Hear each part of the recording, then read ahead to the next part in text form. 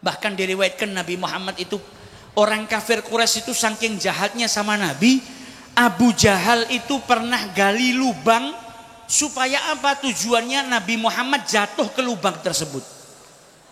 Dia tahu jalan yang biasa dilalui sama Nabi, dia bikin lubang dalam supaya kalau Nabi jatuh, Nabi teriak-teriak nggak ada yang dengar. Mau mencelakakan Nabi Muhammad, digali lubang. Setelah digali ditutupin atasnya pakai jerami. Mencintai untuk saudaranya, nggak suka dicaci, jangan mencaci maki orang lain. Nggak suka disakiti, jangan sampai kita menyakiti saudara kita. Sebagaimana kita menginginkan kebaikan, maka inginkan kebaikan pula untuk saudara kita.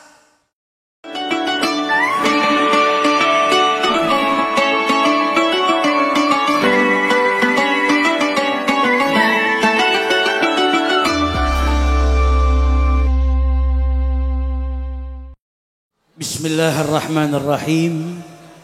Assalamualaikum warahmatullahi wabarakatuh.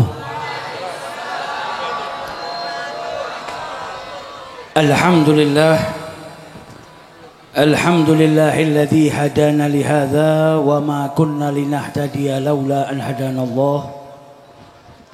Subhanaka la ilma lana illa ma 'allamtana innaka antal alimul hakim. Rabbi syrah li sadri wa yassir li amri wahlul 'uqdatam min lisani yafqahu qawli. Allahumma shalli wa sallim ala sayyidina Muhammad. Allahumma shalli wa sallim ala sayyidina Muhammad. Allahumma shalli wa sallim ala sayyidina Muhammad.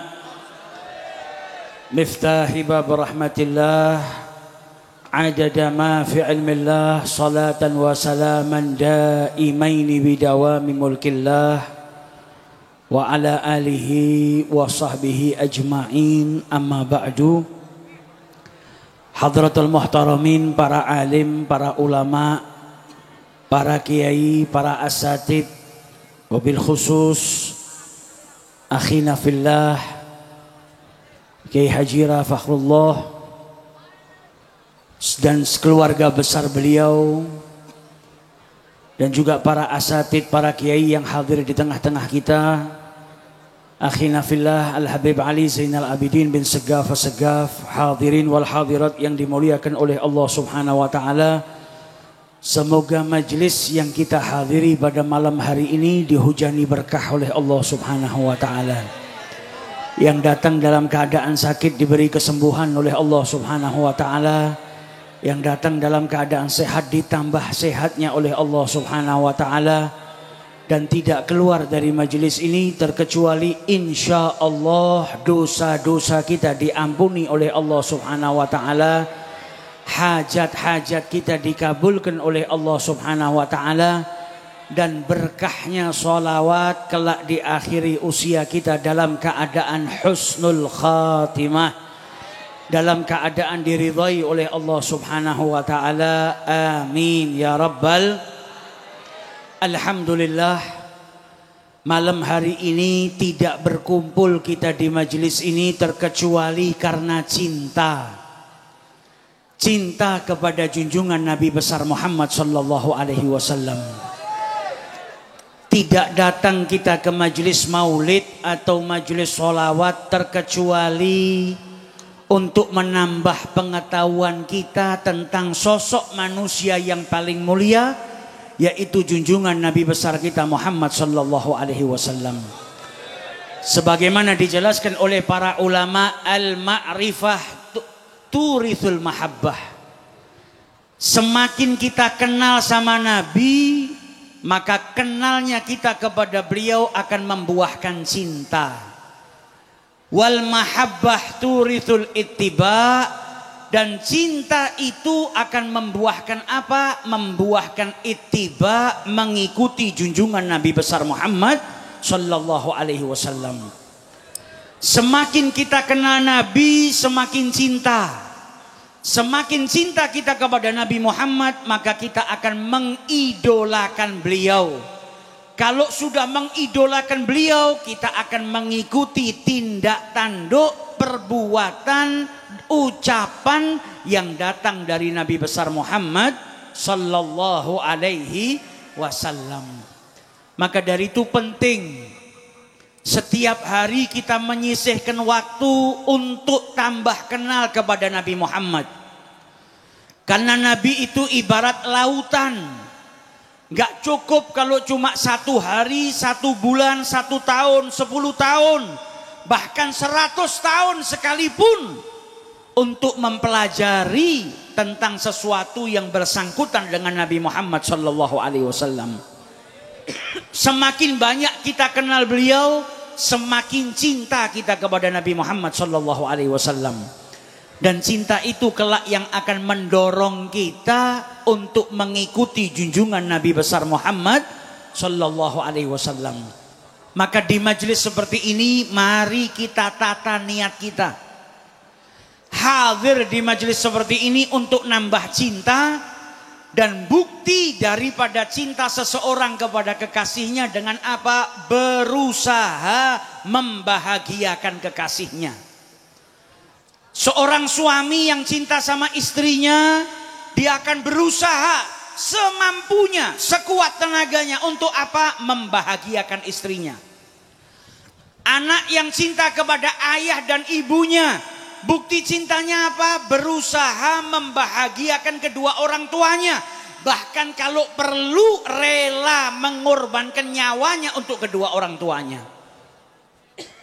Kita kalau cinta sama Nabi Muhammad, maka sudah seharusnya kita membuktikan dengan apa? Membahagiakan Nabi besar Muhammad sallallahu alaihi wasallam. Bagaimana caranya membahagiakan Nabi Muhammad?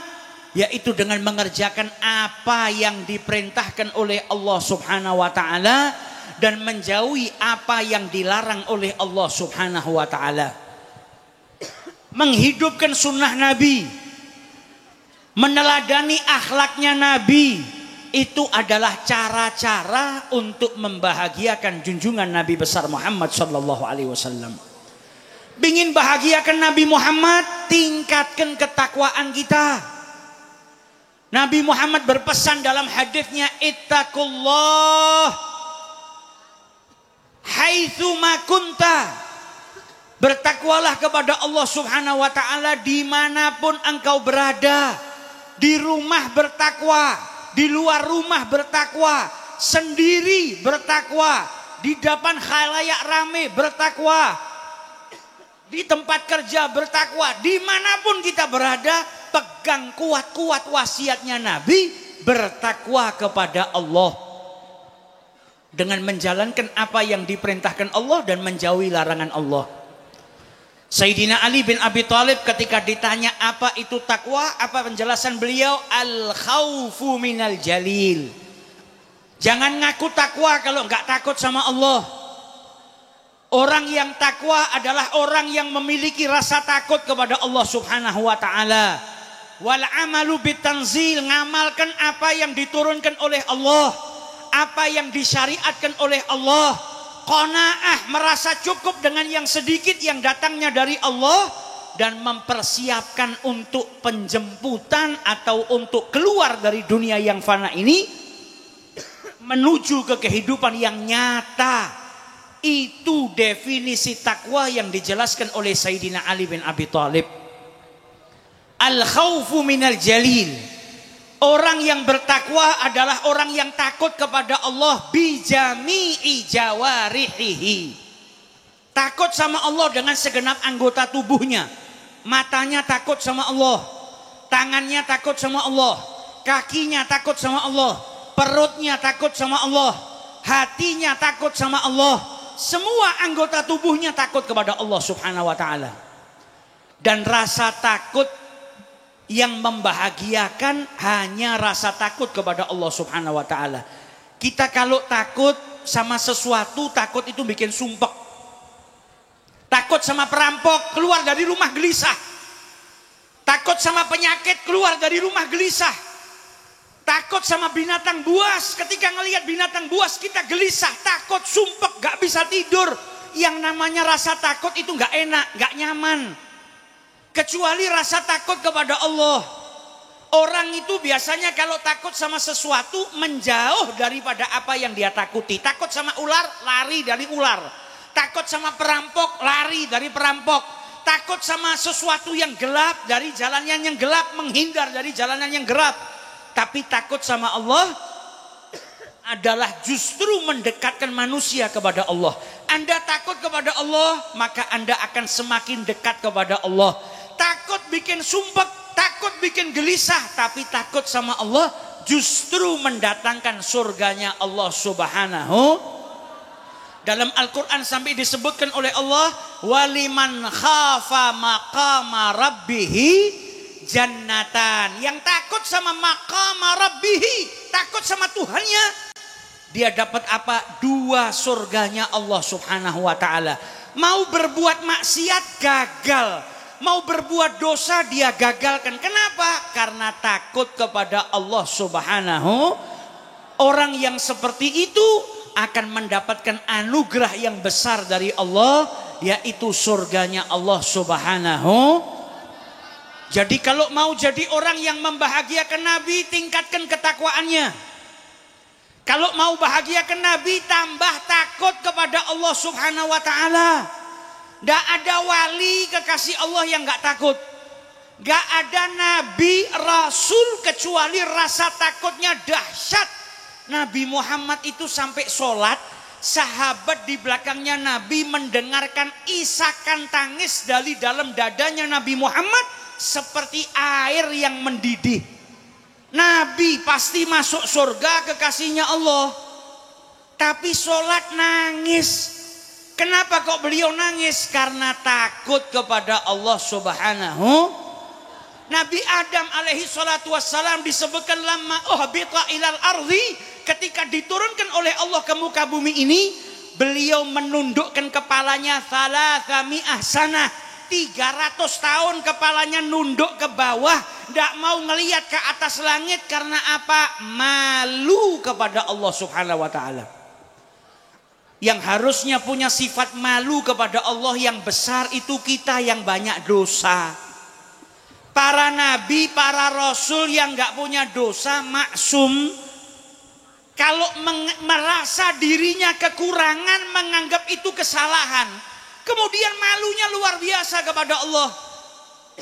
Nabi Daud alaihi salatu wassalam saking banyaknya nangis janggutnya basah, air matanya netes ke tanah, sampai tanah yang terkena tetesan air mata Nabi Allah Daud tumbuh rumput.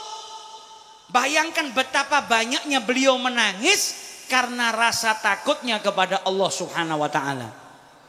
Sayyidina Umar bin Khattab paling takutnya para sahabat. Diriwayatkan di wajahnya beliau ada 1 garis hitam. Karena apa? Banyak nangis. Umar bin Khattab khalifah, termasuk 1 orang yang mendapatkan kabar gembira tentang surga. Asyrah mubasyirina bil jannah. Belum wafat sudah dapat bisyarah masuk surga dari Nabi. Tapi beliau mengatakan apa? Di hari kiamat nanti kalau diserukan, semua hamba Allah masuk surga kecuali 1 orang. Apa kata beliau? La khasyaitu an akuna ana dzalikal wahid. Maka saya takut kalau yang 1 orang yang tidak masuk surga itu saya. Padahal khalifahnya Nabi, hidup sezaman sama Nabi, ibadahnya dahsyat, dapat bisyarah dari Nabi, tapi masih takutnya sama Allah luar biasa. Dan beliau katakan kalau diserukan nanti di hari kiamat, semua orang masuk neraka kecuali 1 yang dia masuk surga. Apa kata Sayyidina Umar? La rajautu an akuna ana dzalikal wahid. Aku berharap yang 1 orang yang masuk ke surga tadi adalah saya. Padahal derajatnya Sayyidina Umar luar biasa, tapi rasa takutnya luar biasa. Bahkan di antara para kekasih Allah, Sayyidina Imam Hasan al-Basri, kalau orang ketemu beliau, mengira beliau itu baru tertimpa musibah. Karena apa? Nangis. Karena apa? Takut sama Allah. Seperti orang yang baru tertimpa musibah. Ada yang bangun dari tidurnya ngaca, Ngelihat ke kaca, ketika ngelihat wajahnya bersyukur, alhamdulillah wajah saya nggak dirubah sama Allah karena buruknya adab dan perilaku saya. Padahal kekasihnya Allah, walinya Allah, tapi masih takutnya sama Allah luar biasa. Begitu keadaan para kekasihnya Allah Subhanahu. Mau bikin bahagia Nabi, tambah takwa. Mau bikin bahagia Nabi Muhammad, tambah rasa takut kita kepada Allah. Mau bikin bahagia Nabi Muhammad, ikuti sunnahnya Nabi. Ikuti sifatnya Nabi, akhlaknya Nabi Muhammad. Hari ini kita lihat saudara muslim satu dengan lainnya bertengkar, berantem, saling caci maki, saling laknat melaknat. Tapi ngakunya cinta sama Nabi Muhammad. Padahal Nabi bersabda dalam hadisnya apa? Man kana yu'minu billahi wal yaumil akhir. Barang siapa yang bertakwa kepada Allah, barang siapa yang beriman kepada Allah dan hari akhir. Apa wasiat Nabi Muhammad sallallahu alaihi wasallam? Hendaknya dia mencintai untuk saudaranya. Mencintai untuk saudaranya sebagaimana dia mencintai untuk dirinya. Mencintai untuk saudaranya, gak suka dicaci, jangan mencaci maki orang lain. Gak suka disakiti, jangan sampai kita menyakiti saudara kita.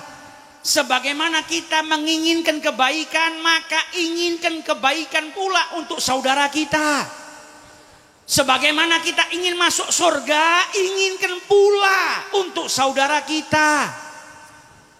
Nabi Muhammad diutus untuk bawa rahmat bagi alam semesta. Kita umatnya Nabi, wasiatnya Nabi Muhammad apa? Irhamu man fil ardi. Sayangi yang di bumi. Yang di bumi bukan hanya manusia. Mau manusianya, mau hayawannya, mau tumbuh-tumbuhannya, bahkan benda mati pun disayangin sama Nabi Muhammad SAW. Pelepah pohon kurma gak dipakai sandalan sama Nabi karena Nabi punya mimbar yang baru. Satu masjid mendengar isakan tangis seperti nangisnya seorang anak, tapi gak ada yang nangis. Ternyata para sahabat tahu yang nangis apa? Pelepah kurma. Suara tangisnya sama Allah diperdengarkan ke seluruh yang hadir di masjid untuk menunjukkan mukjizatnya Nabi Muhammad SAW. Pelepah kurma nangis, Nabi masih khutbah, berhenti, turun dari mimbarnya, dipegang pelepah kurma tadi dengan telapak tangan sucinya Nabi Muhammad, sehingga tangisannya sedikit demi sedikit hilang karena apa? Rahmatnya Nabi besar Muhammad SAW. Dan Nabi merintahkan kita untuk punya sifat penyayang, sifat kasih sayang. Supaya apa? Dicintai sama yang maha penyayang. Ar-rahimuna yarhamuhumur rahman.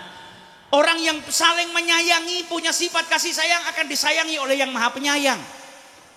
Sayangi yang di bumi. Nabi Muhammad meriwayatkan kepada kita, dulu ada orang kehausan ngambil air minum. Setelah itu ngelihat anjing. Anjing di madhab kita Syafi'i kalau kita kena dicuci 7 kali pakai tanah. Pakai air, salah satunya pakai tanah. Anjing haus. Yang minum tadi ngelihat anjing kehausan, dia bilang apa? Ya Allah, ini anjing kehausan seperti saya tadi kehausan. Diambilkan air dikasih minum. Karena amalnya ngasih minum anjing diampuni sama Allah Subhanahu wa taala. Orang tersebut dapat ampunan karena apa? Ngasih minum anjing. Lah kalau ngasih minum binatang saja bisa mendatangkan ampunan dari Allah, bagaimana kalau kita memberikan makan kepada saudara kita yang tidak mampu? Ada yang kehausan kita kasih minum, ada yang kelaparan kita berikan makanan. Kita sisihkan harta kita untuk orang-orang yang tidak mampu, beri makan mereka. Maka mustahil amal-amal seperti itu tidak mendatangkan ampunan daripada Allah Subhanahu. Sifat rahmat yang dibawa sama Nabi. Nabi Muhammad itu sama musuhnya gak benci. Orang kafir Quraisy itu justru menjadi target dakwahnya Nabi. Nabi Nabi tahu dia menyekutukan Allah. Nabi tahu perbuatan buruk orang-orang kafir Quraisy kepada Nabi. Tapi Nabi nggak pernah berhenti berjuang menebar kebaikan, ngajak mereka supaya lebih baik. Padahal beliau masuk Taif dicaci, dimaki, dilaknat, dilemparin batu sampai berdarah. Malaikat datang nggak terima, minta izin sama Nabi. Kalau Nabi izinkan, gunung mau dijatuhkan ke atas penduduk Taif biar binasa semua. Apa jawab Nabi Muhammad? Jangan. Kalau mereka nggak beriman, anaknya nggak beriman, cucunya. Kalau cucunya nggak beriman, saya berharap nanti keluar dari tulang sulbi mereka generasi-generasi yang beriman kepada Allah. Hari ini kalau kita disakitin sama orang, malaikat datang, kau mau apa? Kita langsung minta binasakan orang itu. Nabi Muhammad dimusuhi, dicaci, dimaki, dilukai, didoakan supaya beriman. Yang didoakan bukan orang yang muslim, beliau saja. Anaknya didoakan, cucunya didoakan, keturunannya didoakan sama Nabi Muhammad. Supaya apa? Beriman kepada Allah Subhanahu. Bahkan diriwayatkan Nabi Muhammad itu, orang kafir Quraisy itu saking jahatnya sama Nabi, Abu Jahal itu pernah gali lubang. Supaya apa? Tujuannya Nabi Muhammad jatuh ke lubang tersebut. Dia tahu jalan yang biasa dilalui sama Nabi. Dia bikin lubang dalam supaya kalau Nabi jatuh, Nabi teriak-teriak nggak ada yang dengar. Mau mencelakakan Nabi Muhammad, digali lubang. Setelah digali, ditutupin atasnya pakai jerami supaya nggak kelihatan. Ketika sudah lewat waktunya Nabi lewat, ternyata Nabi saat itu nggak lewat di jam yang sama. Abu Jahal mau ngecek Nabi Muhammad sudah terjerumus ke dalam lubang yang dia gali atau belum. Dia pergi ke tempat yang dia bikin tadi dan sampai di sana dia lupa. Lubang yang dia gali itu di sebelah mana lupa. Ketika dia cari malah akhirnya dia jatuh ke dalam, terperosok. Teriak-teriak nggak ada yang dengar, padang pasir. Kampung-kampung di Mekah saat itu nggak seperti kampung-kampung di tempat kita. Teriak-teriak minta tolong, nggak ada yang gubris. Nggak lama ada orang yang datang menjulurkan tangannya, nolong. Diangkat ke atas. Siapa yang nolong? Nabi Muhammad Sallallahu Alaihi Wasallam. Nabi tahu kalau lubang itu digali untuk dirinya. Nabi dikasih tahu sama Allah, kalau Nabi mau ditinggal itu Abu Jahal binasa, tapi dibantu sama Nabi Muhammad Sallallahu Alaihi Wasallam. Nabi tidak mencontoh akhlaknya orang yang buruk, tapi beliau berakhlak mengajarkan kepada kita budi pekerti yang luhur. Lah kalau sama musuhnya saja beliau seperti itu, bagaimana dengan sesama orang yang beriman? Bagaimana dengan orang yang mengatakan tiada Tuhan selain Allah dan Nabi Muhammad adalah utusan Allah Subhanahu wa taala? Jadi kita hadir di tempat ini, ayo tanamkan niat di dalam hati kita yang kuat. Apa? Buktikan cinta kita dengan apa? Membahagiakan Nabi Muhammad. Caranya gimana? Ikuti akhlak Nabi. Ikuti sunnah Nabi walaupun yang ringan. Bikin jadwal untuk mengamalkan sunnahnya Nabi. Hari Senin saya mau ngikutin sunnahnya Nabi Muhammad. Apa? Sedekah walaupun 5.000 rupiah. Hari Selasa saya mau ngikutin sunnahnya Nabi. Apa? Dari mulai pagi saya bangun tidur sampai malam saya nggak mau minum kecuali pakai tangan kanan. Saya nggak mau minum kecuali dalam keadaan duduk, ngikutin sunnahnya Nabi Muhammad. Hari Rabu saya akan jaga diri, nggak masuk ke tempat kecuali kaki kanan, nggak keluar kecuali kaki kiri. Dan saya kalau masuk kamar mandi sebaliknya, masuk dengan kaki kiri, keluar dengan kaki kanan, dengan ngikuti sunnahnya Nabi yang sedikit-sedikit tapi setiap hari dan kita jadwalkan. 1 hari 3 sunnah Nabi, 1 minggu 21 sunnah Nabi Muhammad kita kerjakan. 1 bulan 60 berapa sudah? 70, 80 atau mungkin 100 sunnah kita kerjakan. Kalau 1 hari 3-4 sunnah, 1 bulan kita bisa 100 sunnah, 1 tahun sudah ada 1.200 atau 1.500 sunnah yang kita kerjakan. Itu salah satu cara kita untuk membahagiakan Nabi besar Muhammad Sallallahu Alaihi Wasallam. Dan kita harap upaya kita untuk membahagiakan Nabi Muhammad kelak dibalas oleh Allah Subhanahu Wa Taala dengan diwafatkan kita dalam keadaan husnul khatimah, diwafatkan kita dalam keadaan diridhai oleh Allah Subhanahu wa taala, dan diwafatkan kita dalam keadaan diridhai oleh Nabi besar Muhammad sallallahu alaihi wasallam. dalam keadaan juga diridhoi oleh kedua orang tua kita. Amin ya rabbal. Dan jangan lupa setiap malam berdoa juga selain untuk diri kita, keluarga kita, guru-guru kita, doakan juga negara kita. Semoga pandemi yang sedang melanda negara kita dan negara-negara lainnya segera diangkat oleh Allah Subhanahu wa taala. Gak ada virus-virus lagi yang melanda negara kita. Negara kita dijadikan negara yang dihujani rahmat oleh Allah Subhanahu wa taala. Dijauhkan daripada siapapun yang hendak memecah belah bangsa ini. Dan semoga seluruh para pejabat kita dijaga oleh Allah, diberi petunjuk oleh Allah Subhanahu wa taala, dijadikan orang-orang yang saleh salehah, orang-orang yang dapat mengemban amanatnya Allah Subhanahu wa taala. Dan semoga siapapun di antara kita yang sedang kesusahan diberikan kelapangan oleh Allah Subhanahu wa taala, yang sedang sakit diangkat penyakitnya oleh Allah Subhanahu wa taala. Dan semoga negara kita dijadikan oleh Allah baldatun thayyibatun wa rabbun ghafur. Dan siapapun yang sedang memiliki hajat, insya Allah berkat sholawat yang kita utarakan kepada Nabi Muhammad malam hari ini menjadikan hajat-hajat kita dikabulkan oleh Allah Subhanahu wa taala. Semoga istri-istri kita dijadikan istri-istri yang salehah. Suami-suami di sini dijadikan para suami yang saleh.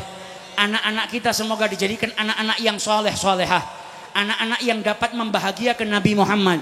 Anak-anak yang dapat mencintai Nabi Muhammad, mencintai para sahabatnya Nabi Muhammad, mencintai keluarganya Nabi Muhammad, mencintai para pewarisnya Nabi Muhammad. Dan semoga anak-anak kita dijadikan anak-anak yang taat kepada Allah dan Rasulnya dan berbakti kepada kedua orang tuanya. Dan orang-orang tua kita semoga dipanjangkan usianya oleh Allah Subhanahu wa taala. Yang sudah wafat diampuni dosanya oleh Allah Subhanahu wa taala, dijadikan kuburnya taman-taman surga oleh Allah Subhanahu wa taala. Dan kelak kita dibangkitkan di barisannya Nabi Muhammad, masuk surga bersama dengan Nabi Muhammad sallallahu alaihi wasallam. Amin ya rabbal alamin. Bifadli subhana rabbika rabbil izzati amma yasifun wa salamun alal mursalin walhamdulillahi rabbil alamin. Wal afu minkum thumma assalamu alaikum warahmatullahi wabarakatuh.